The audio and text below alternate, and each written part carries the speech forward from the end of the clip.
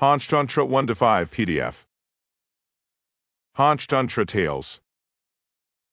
Adopted and modified by Kulwant Singh Sandhu. Contents: 1. Singing donkey. 2. Bad company. 3. The dog who went abroad. 4. The Cunning Mediator. 5. The bug and the poor flea. 1. Singing donkey. Once upon a time in a small village lived a kind washerman with his donkey.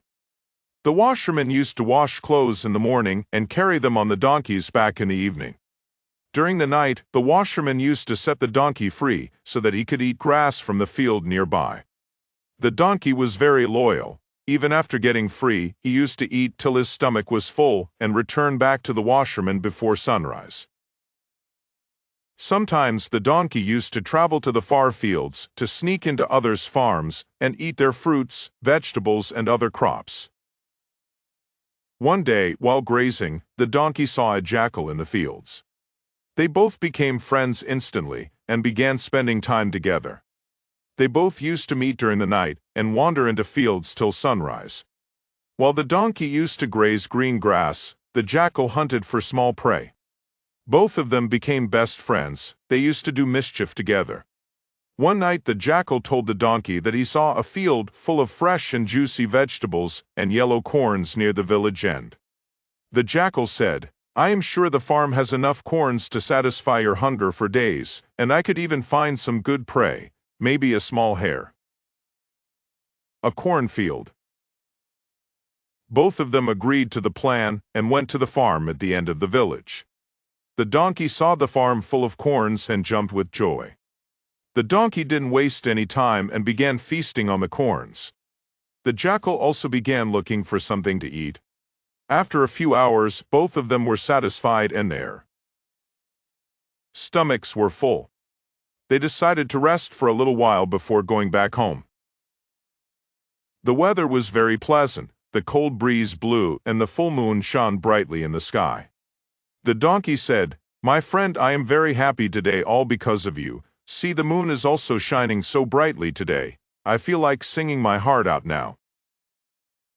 Jackal said, "I've seen a donkey braying, a horse neighing, and somebody whickering and nickering, but never heard a donkey singing. A pretty young girl lives next door to my master's house, and she sings beautifully. I'm sure I can sing as well as she, or even better," said Donkey.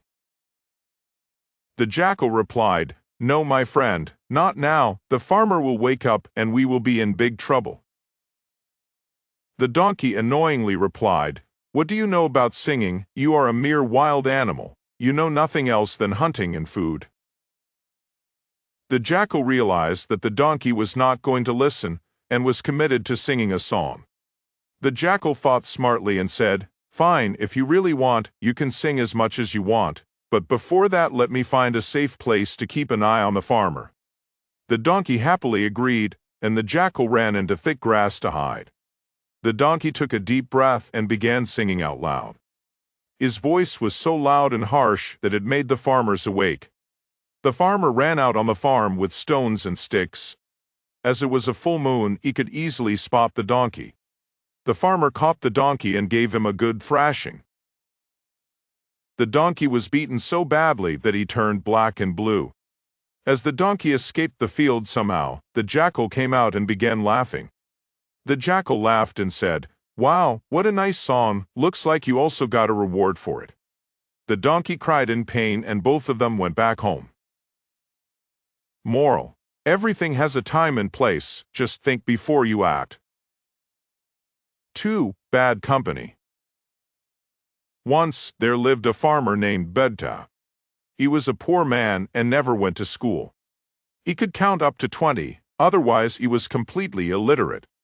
Bedta got married when he was only 17. His wife, Rana, was also uneducated. They had 2 children to look after and only had 3 acres of land. They were trying hard to save money and wanted to send their children to school. They worked hard on their fields and grew many crops: wheat, corn, barley, potatoes, etc. One day, Bagta became very sad, because some mean crows would come and eat up his crops every day. He tried putting up scarecrows in the field, but they would tear the scarecrows apart. One day, Bagta laid a net trap in the field. He scattered grains over the net. The crows got caught. The crows pleaded for mercy, but Bagta was in no mood to spare them. He said, "I won't leave any of you alive." Suddenly, he heard a pitiable cry. He looked carefully at the net and found that a pigeon too was trapped along with the crows. Bagta said to the pigeon, "What were you doing in the company of these evil crows? Now, you too will die because you were in bad company." And then the crows and the pigeon became dinner for his dog named Modi. It's true. Bad company always brings harm. Moral: loneliness is better than bad company. 3. The dog who went abroad. Kshatrana was a dog who lived in a certain town which was affected by a famine. People had no food to eat, and they cared not to give any to the dogs or cattle or any animal. Due to lack of food, along with other animals, the dogs were starving. Some of them even died. Kshatrana was not able to bear the hunger, and realizing that the place did not offer conditions to live, he decided to leave for a foreign land in search of food and better conditions. After traveling a long distance, he came to a certain town. I saw a door open in one of the houses due to the negligence of a rich lady householder. He went into the house and found abundant food. He had not eaten for a long time and ate to his heart's content. Then he thought of leaving silently. No sooner had he come out of the house, he was spotted by other dogs of the neighborhood. They realized he did not belong to their community and chased him. Since he had his stomach full, he could not run fast, and they bit him all over with their sharp teeth. He somehow escaped and thought, "It is better to live in peace in one's own country, be it affected by famine. I will rather return home." When he returned to his country, the starving dogs there were curious. His friends and relatives gathered around him to inquire about his findings. "Please tell us about the foreign country you visited. How is it like? How are the people? Is there plenty of food?" The dog said, "Oh, friends and relatives, what can I say? In the foreign country, the women are careless. They leave doors and windows open. There is lots of food to eat, but your own kind of animals will not show any sympathy. They will torment you to death." 4. The Cunning Mediator.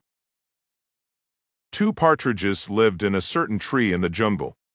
While one of them lived on the branches, the other lived inside a hole at the foot of the tree. They became good friends, and they would spend long hours with each other telling each other stories and events of their lives. In this manner, the partridges spent their time in happiness. One day, one of them went away with some more partridges in search of food. As was usual, when he did not return back even at sunset, the other partridge started worrying. He thought, "He has not done this ever. Why has the partridge not returned home today? Has been trapped by some hunter, or maybe even killed. I cannot live without him. I am certain there is some reason why he has not returned even at nightfall." He did not return even the next day or the day after. For several days, the partridge kept worrying and then gave up hope of his friend's return. And so I spent several days worrying. On nightfall, a hare came to the tree, and observing an empty hole at the foot of the tree, took shelter inside. Since the partridge had given up hope, he did not object to the hole being occupied by the hare.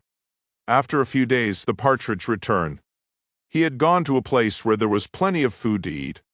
He had grown fat, but remembering his dear friend, he thought of returning. On his return, when he found that a hare had taken over his house, he objected strongly. "Hare, this hole is my home, and you have taken over during my absence. This is very unfair of you. I demand you to leave immediately." A partridge. The hare disagreed. "This place is mine now. I am not leaving. I found this hole empty, and therefore made it my home." Thus, they began to quarrel.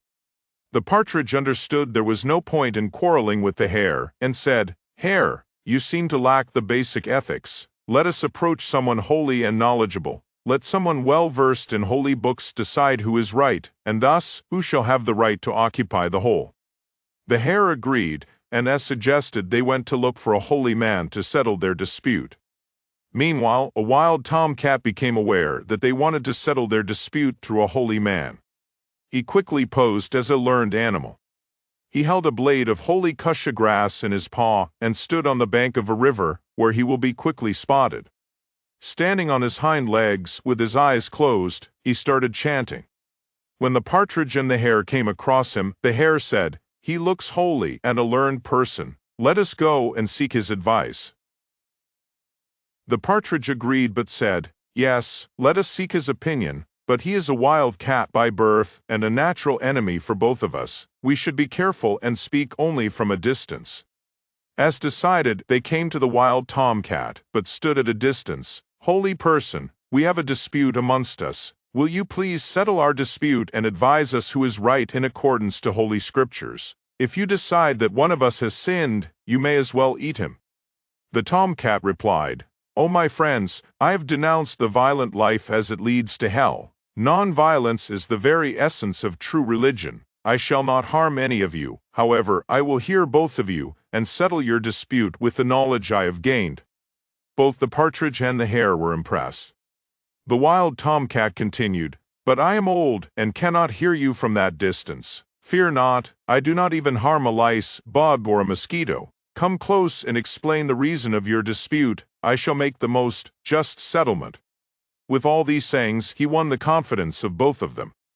Both the partridge and the hare came near him and sat close to him to explain the reason of their dispute. This was the very opportunity that the tomcat was looking for. As soon as they sat beside him, he jumped and seized one of them in his teeth and the other with his claws. He killed both of them and made a meal out of them. The wise indeed say, "Beware of a rascal who pretends to be holy." 5. The Bug and the Poor Flea. Once upon a time, there was a little white flea named Pisu. She lived in the soft white sheets on the bed of a king. She would drink the king's blood without anyone knowing and was very happy. One day, a bug came into the king's pretty bedroom. When the flea saw him, she said, "Oh no, bug, you shouldn't be here. You have to leave before you get caught." The bug said, "But I'm a guest. You should be nice to me and give me something to eat." The bug also said, "I've eaten lots of different blood, but I've never tasted the blood of a king. It must be really yummy because the king eats really good food. Can I please try some of the king's blood?" The flea was surprised and said, "Oh bud, your bite is really sharp like a needle, and I only drink the king's blood when he's sleeping really deeply. I'll let you drink some of his blood if you promise to wait until he's asleep." The bug promised and said, "I'll wait until the king is asleep, and only after you've had some will I have some too."